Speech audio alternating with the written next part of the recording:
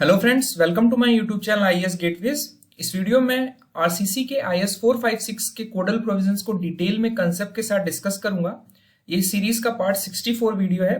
पुराने वीडियोस के लिए आप मेरे यूट्यूब चैनल की प्लेलिस्ट पर जाकर देख सकते हैं, और जो इन लेक्चर्स के पीडीएफ हैं वो आईएएस गेटवेज के एंड्रॉइड ऐप में स्टडी मटेरियल सेक्शन में मैंने अपलोड किए हुए हैं।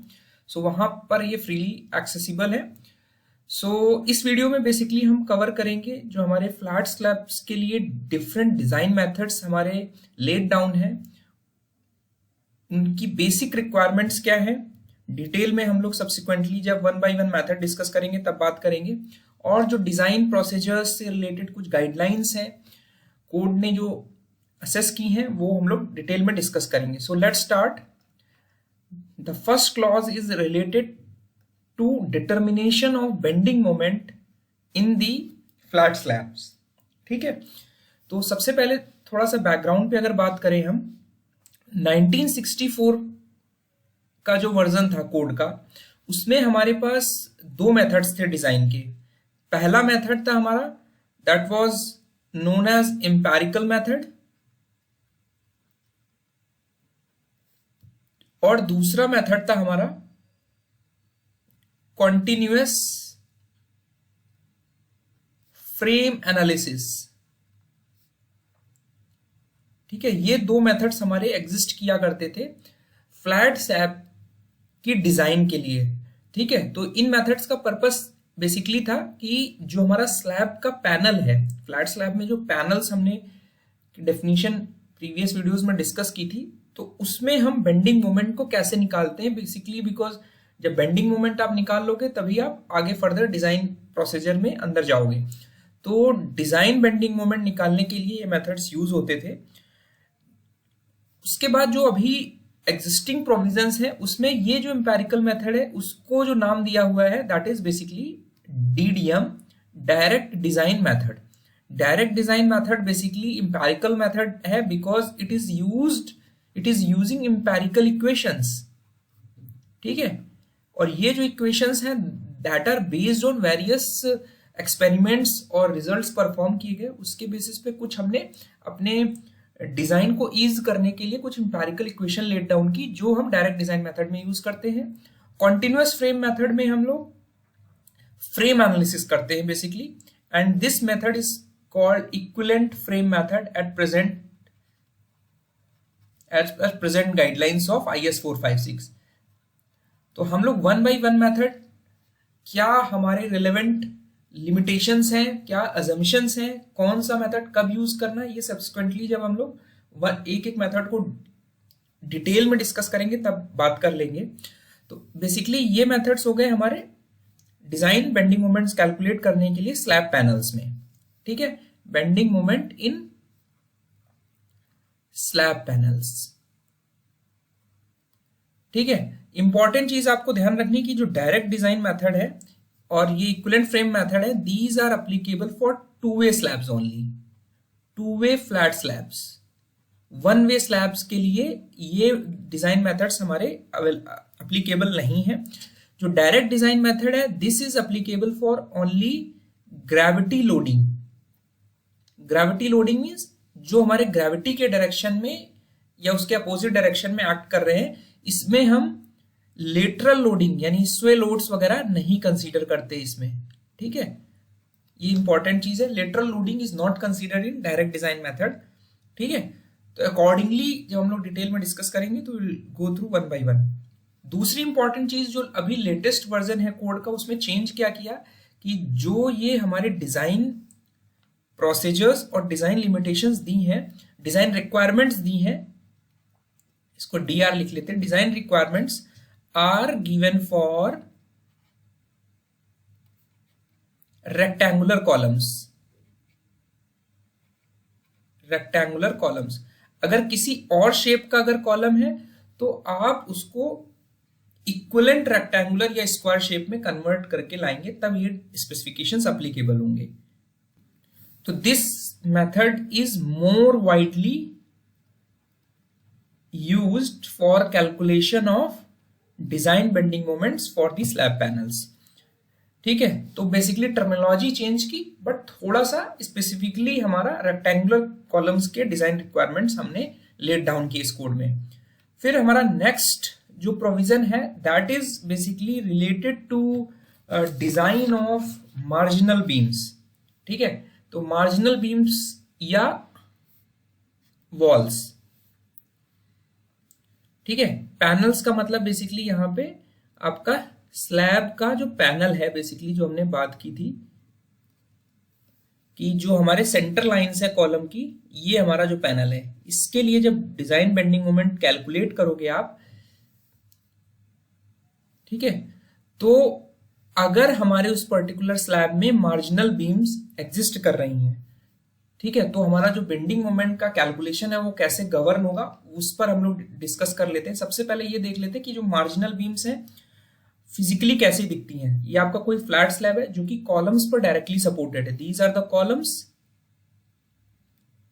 This is the slab which is supporting directly on the columns, there is no beam inside. ठीक है, केवल हमारी जो एक्सटीरियर एजेस हैं, ठीक है, यानी एक्सटीरियर एजेस का मतलब अगर आप देखोगे तो ये वाला जो पोर्शन है, ठीक है, यहां पर ये वाला जो पोर्शन है और ये वाला पोर्शन है, आप इसको समझो, ये तो हमारा अभी यहाँ पे कॉन्टिन्यूअस सेक्शन है, ये वाला हमारा टर्मिनेटिंग सेक्शन है इधर वाला, दिस इज द एज। तो इस एज पे जो ये कॉलम्स हैं ये हमारे बीम से सपोर्टेड है। ठीक है, these are supported on the beam. ठीक है, तो ये जो बीम है बेसिकली ये वाली बीम है। तो ये जो बीम आपकी है ये, इसको हम लोग कह रहे हैं ये एज बीम है, या इसको मार्जिनल बीम भी बोलते हैं। तो इसके लिए हमारे कोड ने कुछ डिजाइन रिक्वायरमेंट्स दी हैं जो अभी हम लोग डिस्कस कर लेंगे। तो एज बीम देने का पर्पस क्या है, बिकॉज एज में क्या होगा, to prevent excessive deflection, free end होने की वजह से there are chances of excessive deflection, तो उसको प्रिवेंट करने के लिए हमने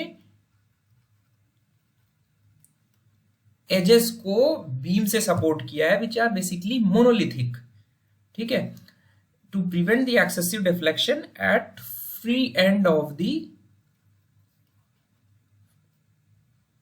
फ्लैट स्लैब।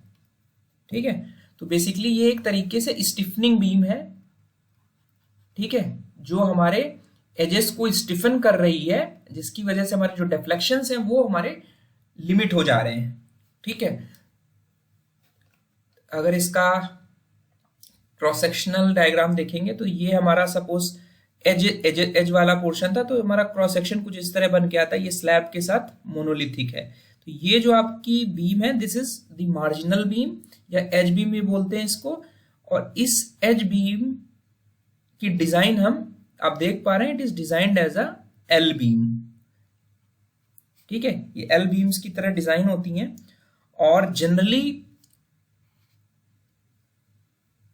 जब इनकी डेप्थ जो बेसिकली है, ये डेप्थ जो है अगर डीएम लिख लें, depth of the marginal beam is greater than 1.5 times the thickness of the flat slab या including the thickness of the drop panel. अगर ड्रॉप पैनल दिया हुआ है तो ये थिकनेस अगर हमारी यहां पर देख लेते हैं, ये थिकनेस अगर हमारी डीएस है, इसकी थिकनेस जब हमारी 1.5 times the thickness of the flat slab including the thickness of the drop panel अगर ज्यादा है, तब इसका जो स्टिफनिंग एक्शन होगा वो एडिक्वेट होगा और हम जो प्रोविजंस इस क्लॉज में दिए हैं वो हमारे एप्लीकेबल होंगे। ठीक है, तो यहां पर यही लाइन लिखी हुई है कि where the slab is supported by a marginal beam with a depth greater than 1.5 times the thickness of the slab or by wall. ठीक है, वॉल का मतलब ये है कि इसके ऊपर जो ये वॉल आपकी सपोर्टेड है इसकी थिकनेस की बात कर रहा है। ठीक है, इसके ऊपर जो वॉल सिचुएटेड है तो ये हमारी 1.5 ds या 1.5 times the thickness of the wall.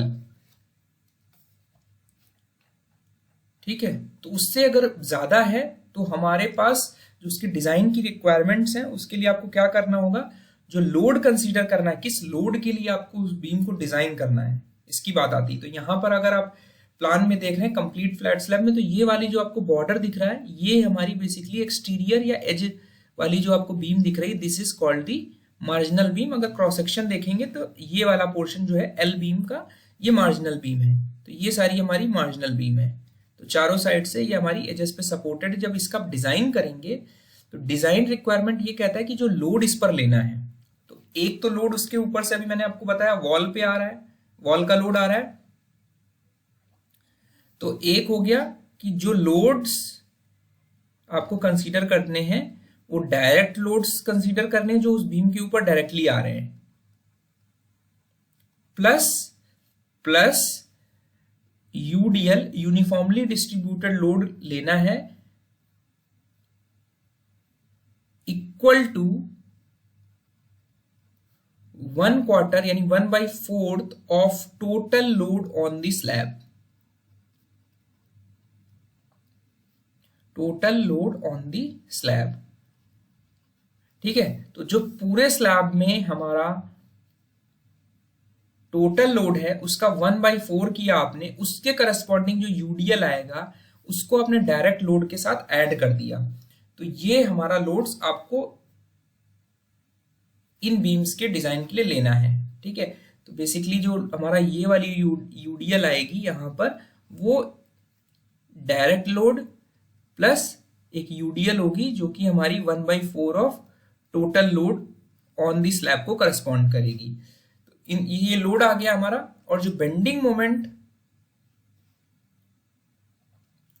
के लिए डिजाइन कंसिडरेशन है वो ये कहते हैं कि bending moments on the half column strip adjacent to beam shall be 1/4 of the bending moments for the first interior column strip. इसका मतलब ये हुआ कि जो आपकी ये मार्जिनल बीम है उसके एडजेसेंट आपका ये वाली आपकी कॉलम स्ट्रिप थी, ठीक है। तो ये कॉलम स्ट्रिप पे जो बेंडिंग मोमेंट होगा जो जस्ट उसके एडजेसेंट है, एडजेसेंट को ए लिख लेते हैं, दैट इज इक्वल टू 1/4 के लिए इसको जो डिजाइन बेंडिंग मोमेंट लेना है 1/4 ऑफ दी जो जस्ट उसके नेक्स्ट इंटीरियर कॉलम स्ट्रिप है। इस कॉलम स्ट्रिप पे जो डिजाइन बेंडिंग मोमेंट आएगा उसका 1/4 लेना है आपको, ठीक है। तो ये इंपॉर्टेंट चीज है। तो कोड ने बोला कि आपकी जो adjacent to marginal beam column strip है उसमें जो डिजाइन बेंडिंग मोमेंट लेना है उसको इंटीरियर वाले की कॉलम स्ट्रिप के 1/4 के लिए डिजाइन करना है। एक बात ये हो गई।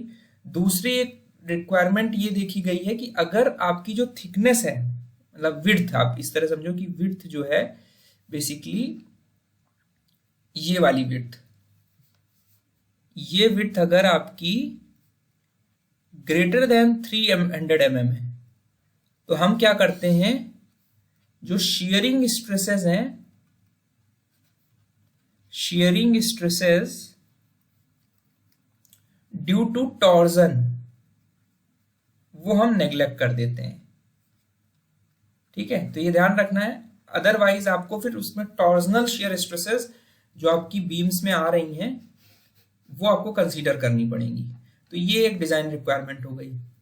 तो ये दो चीजें हो गई, एक तो लोड कैरिंग कैपेसिटी कैसे निकालना है वो आ गई, और जो bending moments half column strip पे लेना है बिकॉज वहां पे फुल कॉलम स्ट्रिप है नहीं, बिकॉज एज पर हमने मार्जिनल बीम प्रोवाइड किया है, वहां पर it shall be 1/4 of the bending moments for the first interior column strip. तो ये हमारी कुछ डिजाइन रिक्वायरमेंट हो गई। उसके बाद नेक्स्ट जो प्रोविजन है that is very very important, that is related to transfer of bending moments to columns, ठीक है। Transfer of bending moments to columns, इसका मतलब ये है कि आपको जो ये कॉलम्स दिख रहे हैं यहां पर, ठीक है, ये आपके कॉलम्स हैं।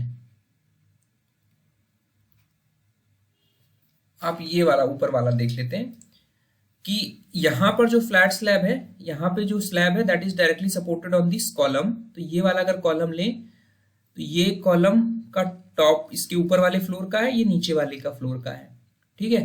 तो यहां पे कुछ लोडिंग एक्ट कर रही है, यहां पर कुछ लोडिंग एक्ट कर रही है, ठीक है। अब देयर आर चांसेस कि यहां पे जो लोडिंग पैटर्न है वो डिफरेंट होगा, ठीक है। तो जो भी यहां पर अनबैलेंस्ड बेंडिंग मोमेंट क्रिएट होगा इस जॉइंट पे, वो हमारा 1 और 2 दोनों डायरेक्शन में, अपर फ्लोर और उसके नीचे वाले फ्लोर वाले जो कॉलम्स हैं उस पर एज पर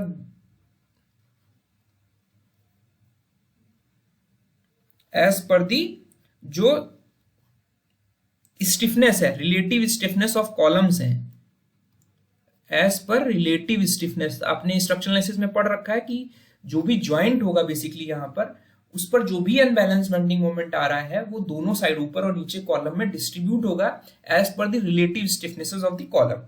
ठीक है, तो जो डिस्ट्रीब्यूट होके अनबैलेंस बेंडिंग मोमेंट एक कॉलम पर आ रहा होगा वो बेसिकली दो तरीके से कैटर होगा, दो तरीके से वो कॉलम उसको रजिस्ट कर रहा होगा, ट्रांसफर कर रहा होगा। तो बेसिकली हो क्या रहा है, ये आपका जो फ्लोर सिस्टम है, ठीक है, इस फ्लोर सिस्टम से लोड जो है वो ट्रांसफर होके कहां पर आ रहा है, सपोर्टिंग कॉलम्स में। तो ये सपोर्टिंग कॉलम्स में क्या हो रहा है, unbalanced bending moment. Unbalance bending moment होने के कई सारे रीजंस हैं। रीजंस आप अगर यहां पर समराइज करोगे तो एक्सटीरियर कॉलम्स जो होंगे फ्लैट स्लैब में, ठीक है, वहां पर ये अनबैलेंस बेंडिंग मोमेंट आएगा in addition to shear. Interior columns जहां पर जो एडजेसेंट स्पैन्स हैं वो डिफरेंट लेंथ्स के हैं और डिफरेंट लोडिंग पैटर्न है, वहां पर अनबैलेंस बेंडिंग मोमेंट आएगा कॉलम पे, सपोर्टिंग कॉलम पे। और जहां पर फ्लैट जो स्लैब सिस्टम है वो लेटरल लोड्स आ रहे हैं, वहां पर भी अनबैलेंस बेंडिंग मोमेंट्स आएंगे जिसको सपोर्टिंग कॉलम को रजिस्ट करना होगा। इंपॉर्टेंट चीज ये है कि ये जो प्रोविजन है ट्रांसफर बेंडिंग मोमेंट्स, ये वहीं पर अप्लीकेबल है जहां पर जो फ्लैट स्लैब्स हैं they are directly supported on the column itself. कोई बीम्स नहीं है, मतलब टू वे स्लैब्स में ये अप्लीकेबल नहीं है, बिकॉज नॉर्मल कन्वेंशन में हमारे जो स्लैब्स हैं वो बीम पे सपोर्टेड है, उसके बाद हमारे कॉलम्स पे सपोर्टेड है। तो बेसिकली ये जो प्रोविजंस हैं ट्रांसफर वाले वो हमारे इन प्रोविजन यहां पर अप्लीकेबल है, बिकॉज यहां पर जो बीम है वो कॉलम्स पे डायरेक्टली सपोर्टेड है, जो स्लैब है वो डायरेक्टली सपोर्टेड है, यहां पर कोई बीम्स नहीं है। ठीक है, तो वहां पर जो बेंडिंग मोमेंट है वो कॉलम्स में कैसे ट्रांसफर होगा उसके लिए कोड ने क्लॉज 31.3.3 में एलेबोरेट किया है। ठीक है, तो अनबैलेंस लोड्स बहुत तरीके से हो सकते हैं, ग्रेविटी लोड हो सकते हैं, विंड, अर्थक्वेक या अदर लेटरल लोड्स होंगे, तो जिसकी वजह से जो बेंडिंग मोमेंट है स्लैब और कॉलम में वो दो पार्ट्स में रजिस्ट होगा। एक तो होगा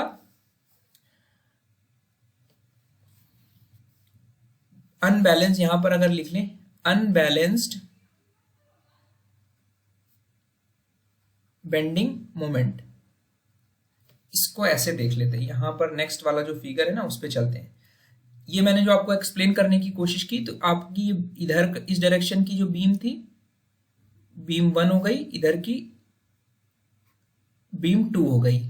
तो यहां पर जो डिस्ट्रीब्यूट होके हम नीचे वाले कॉलम की बात कर ले रहे हैं, ठीक है, उसका हमने प्लान देख लिया। एक एक्सिस हमारा ये वाला एक्स एक्स एक्सिस हो गया और ये हमारा वाई वाई एक्सिस हो गया। ठीक है, ये हमारा कॉलम है, we are assuming it is a rectangular column. जो भी हम यहाँ पे डिजाइन प्रोविजंस बात कर रहे हैं वो रेक्टेंगुलर कॉलम्स के लिए बात कर रहे हैं। तो हमने ये एक्सिस अगर ड्रॉ किए तो जो हमारे बेंडिंग मोमेंट इधर से आ रहे हैं, ठीक है, वो अनबैलेंस कितना होगा, जो डिफरेंशियल बेंडिंग मोमेंट होगा। तो अनबैलेंस बेंडिंग मोमेंट हमारा mu होगा, u is denoting unbalance moment, m2 minus m1। तो m2 माइनस m1 जो है वो यहां पे आ गया। ठीक है, ये हमारा m2 minus m1 unbalance bending moment है। अब ये बेंडिंग मोमेंट दो तरीके से डिस्ट्रीब्यूट हो रहा है। कोड ये कहता है कि उसमें से कुछ परसेंटेज मोमेंट का वो फ्लेक्चरर से ट्रांसफर होगा, यानी बेंडिंग से ट्रांसफर होगा, यानी जो कॉलम है वो फ्लेक्चरल स्ट्रेसेस कैरी करेगा। ठीक है, बेंडिंग होगी कॉलम में। ठीक है, तो कुछ पोर्शन बेंडिंग मोमेंट उस तरीके से कंसीडर होगा, कैटर करेगा कॉलम, और कुछ परसेंटेज जो शियर फोर्सेस ट्रांसफर हो रही हैं कॉलम पे उसकी सेंट्रिसिटी की वजह से कुछ बेंडिंग मोमेंट ट्रांसफर होगा। तो यहां पर जो बेंडिंग मोमेंट ट्रांसफर हुआ एक सर्टेन विड्थ होगी, ठीक है, स्लैब की, ठीक है, जिसको हम बोलेंगे ट्रांसफर विड्थ। ठीक है, वो भी हम लोग डिटेल में डिस्कस कर लेंगे। ठीक है, इसकी हम लोग कॉलम की हमने डायमेंशन मानी C1 और C2 डायमेंशन मान ली। C1 is along the parallel to X X direction and C2 is parallel to Y Y direction. तो C1 और C2 हमारे कॉलम की डायमेंशंस हैं। ठीक है, इनको बेसिकली अगर हमारा स्क्वायर या रेक्टेंगुलर कॉलम के अलावा कोई और शेप है तो वो इक्विवेलेंट शेप को डिनोट कर रहे हैं। तो यहां पर आप देखेंगे C1 C2 जो है वहां पर ऊपर लिखा हुआ है C1 and C2 are the widths of the notional support. तो ये बेसिकली कॉलम के डायमेंशंस हैं। ठीक है, एक चीज ये हो गई। तो अब जो अनबैलेंस बेंडिंग मोमेंट हमारा फ्लेक्चर के थ्रू ट्रांसफर हो रहा है, यानी बेंडिंग एक्शन से जो, तो इफेक्टिव स्लैब विड्थ हमने बताया कि इतना स्लैब का कुछ पोर्शन जो है वो हमारा इफेक्टिव होगा स्लैब के बेंडिंग मोमेंट को कॉलम में ट्रांसफर करने के लिए। ठीक है, तो यहां पे ये बेंडिंग मोमेंट जो यहां पर ये mu आया, MUB मान लेते हैं ड्यू टू बेंडिंग, वो हमारा इस mu का कुछ पोर्शन हमारा MUB के फॉर्म में कैरी हो रहा है। ठीक है, तो इसको हमने लिख लिया MUB is equal to certain percentage, एक अल्फा फैक्टर मान लिया, that is alpha times the unbalance bending moment. तो हमारा जो शियर की वजह से, इसेंट्रिसिटी ऑफ शियर की वजह से जो बेंडिंग मोमेंट होगा वो होगा MU माइनस अल्फा MU, तो 1 माइनस अल्फा MU हो जाएगा। ठीक है, इंपॉर्टेंट चीज यहां पर ये आ गई कि यहां पर आप देख पा रहे MUB है और यहां पर जो शियर की वजह से जो बेंडिंग मोमेंट ट्रांसफर हो रहा है वो कुछ ये है। तो ये सेंट्रॉइड अगर मान लें तो यहां पर जो नेट शियर फोर्सेस हैं वो कुछ इस तरह एक्ट कर रही हैं कि जो अनबैलेंस शियर है उसकी वजह से जो बेंडिंग कैरी कर रहा है, तो जब शियर के लिए हम कंसीडर करते हैं तो जो इफेक्टिव विड्थ हम लेते हैं, ठीक है, वो हमारी दोनों साइड से क्रिटिकल सेक्शन क्या लेंगे, कॉलम के फेस से d/2 और d/2। तो दोनों डायरेक्शन से जो हमारा इफेक्टिव विड्थ होगा वो कितना हो जाएगा, शियर ट्रांसफर के केस में इसकी डायमेंशन C1 प्लस डी और C2 प्लस डी। डी जो है हमारा effective depth of flat slab है at critical section of shear. Critical section of shear क्या है, फेस ऑफ कॉलम या कॉलम हेड से d/2 मैंने बताया था। तो critical depth of flat slab at critical section d/2। ठीक है, तो वहां पर हमारे फ्लैट स्लैब की इफेक्टिव डेप्थ कितनी है वो है, तो C1 प्लस डी प्लस C2 प्लस डी ये हमारा इफेक्टिव डेप्थ हो जाएगी। कोड ये कहता है कि जो अल्फा फैक्टर है that is given by 1/1 plus 2/3 square root of A1 by A2। ठीक है, यहां पर कैलकुलेशन पर्पस के लिए जो A1 है ये हमारी ओवरऑल डायमेंशन है इसकी, जो हमारा पोर्शन आपको क्रिटिकल सेक्शन ऑफ शियर पर जो डायमेंशंस मिल रही हैं, A1 की डायमेंशन आपकी हो जाएगी in the direction of bending moment जो कैलकुलेट कर रहे हैं, और उसके परपेंडिकुलर डायरेक्शन में हमारी bending moment, perpendicular direction of bending moment, और जो भी A1 A2 की है वो हमारे क्रिटिकल सेक्शन ऑफ शियर के रेस्पेक्ट में लेना है। ठीक है, तो यहां पर आप देख रहे हैं A1 is overall dimension of the critical section for shear in the direction in which moment acts. ठीक है, तो एक x एक्सिस डायरेक्शन में हो गया और एक y डायरेक्शन में हो गया। तो overall dimension of the critical section for shear transfers two direction of which moments acts. ठीक है, तो ये अल्फा की जो फैक्टर है वो आपका निकल कर आ जाएगा। ठीक है, तो अल्फा बेसिकली, तो आप इसे ये कह सकते हैं कि जो A1 है that is basically C1 plus D, और जो A2 है वो हमारा है C2 प्लस डी। C2 हमारा पैरेलल टू y वाला एक्सिस है और C1 प्लस डी हमारा x एक्सिस के पैरेलल वाला डायमेंशन है। तो A1 C1 प्लस डी हो जाएगा और A2 C2 प्लस डी हो जाएगा। ठीक है, जो कि C2 एंड C1 जो है वो हमारे कॉलम के डायमेंशंस हैं, बेसिकली सपोर्टिंग कॉलम्स के।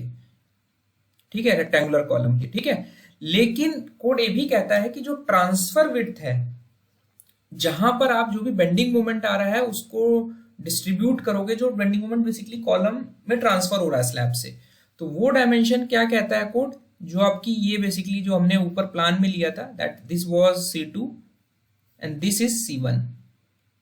ठीक है, तो इसमें कंफ्यूज मत हो, ये एक्चुअली दूसरी बुक का रेफरेंस दिया हुआ है, इसलिए C1 C2 में ओरिएंटेशन में थोड़ा सा चेंज है। तो ये C2 हो गया, ये C1 है, आप ऐसे मान के चलो, this is C2, this is C1। ठीक है, तो C2 जो डायमेंशन है इसमें इफेक्टिव विड्थ क्या होगी, दोनों साइड से 1.5 times the depth of the slab, या हमारा including the depth of the column, sorry depth of the जो आपका ड्रॉप पैनल है उसकी थिकनेस आपको लेके दोनों साइड 1.5 टाइम ऐड कर देना है। तो इतनी पोर्शन जो है विड्थ में ये हमारा इफेक्टिव है। तभी आप देख पा रहे हैं जब फ्लेक्चर से बेंडिंग मोमेंट ट्रांसफर हो रहा है तो जो इफेक्टिव विड्थ आपको दिख रही है वो, अगर डी थिकनेस ऑफ स्लैब थी तो वो C2 + 3 टाइम्स डी वैल्यू दिख रही है। ठीक है, ये इंपॉर्टेंट चीज है। तो ये वाला जो चीज है ये दिस इज एप्लीकेबल ओनली जब हमारा बेंडिंग मोमेंट फ्लेक्चर के थ्रू ट्रांसफर हो रहा है। शियर के केस में वो डी स्मॉल डी ही रहेगा, लेकिन जब फ्लेक्चर के थ्रू हमारा बेंडिंग मोमेंट ट्रांसफर हो रहा है, बैलेंस बेंडिंग मोमेंट, तो वहां पर जो इफेक्टिव विड्थ आप लोगे वो C2 + 3 times the D value रहेगी, जिसमें आपका रेनफोर्समेंट की जो डिटेलिंग है वो बहुत अच्छे से करनी है, बिकॉज यहाँ पर that is effective in taking the resisting the bending moment. वो स्लैब का वो पोर्शन जो है वो बहुत इफेक्टिव है बेंडिंग मोमेंट रजिस्ट करने में। तो concentration of reinforcement over column head by closer spacing और एडिशनल रेनफोर्समेंट, तो क्लोजर स्पेसिंग इंश्योर करना है उस रीजन में, इस ट्रांसफर विड्थ में, या आपको एडिशनल रेनफोर्समेंट देना है। अगर आपका एज कॉलम है तो एज कॉलम के केस में क्या होगा, आपकी एक ही साइड पे आपको 1.5 टाइम्स दी थिकनेस मिलेगी, तो वो C2 + 1.5 डी लेना है। ठीक है, अगर यही कॉलम आपका यहां से स्टार्ट हो रहा होता है इस जगह से, तो ये थिकनेस सिर्फ क्या मिलती है आपको, C1 + आपको लेना होता सिर्फ 1.5 टाइम्स दी डी वैल्यू, और इस, ठीक है, और इस डायरेक्शन में आपकी उतनी C2 + 3D रह जाती। तो ओरिएंटेशन इंटीरियर कॉलम है या एक्सटीरियर कॉलम है उस पर डिपेंड करेगा कि हमारी जो ट्रांसफर विड्थ है, जो एक्चुअल में स्लैब का वो पोर्शन जो फ्लोर के बेंडिंग मोमेंट को लेके कॉलम पे जा रहा है। ठीक है, शियर के केस में इट इज वेरी क्लियर कि हमारी जो A1 की डायमेंशन है वो C1 + D होगी एंड C2 + D होगी। तो this is for interior column. अगर एज वाला कॉलम होगा तो A1 की वैल्यू हो जाएगी C1 + D/2 और A2 की वैल्यू हमारी C1 + D ही रहेगी। तो this for calculation of alpha value, और ये जो वैल्यू है ये it is used transfer width का कंसेप्ट, जहां पर बेंडिंग मोमेंट आपको कैलकुलेट करके उसके करस्पॉन्डिंग रेनफोर्समेंट डिस्ट्रीब्यूट करना है। तो इतना पोर्शन में आपको रेनफोर्समेंट प्रॉपरली इंश्योर करना है। So this was very very important fact जो आपको ध्यान रखना है। नेक्स्ट वीडियो में हम लोग फर्दर इन डिजाइन मेथड्स पर डिटेल में डिस्कस करेंगे कि क्या हमारे अजम्पशंस हैं। Thank you and all the best.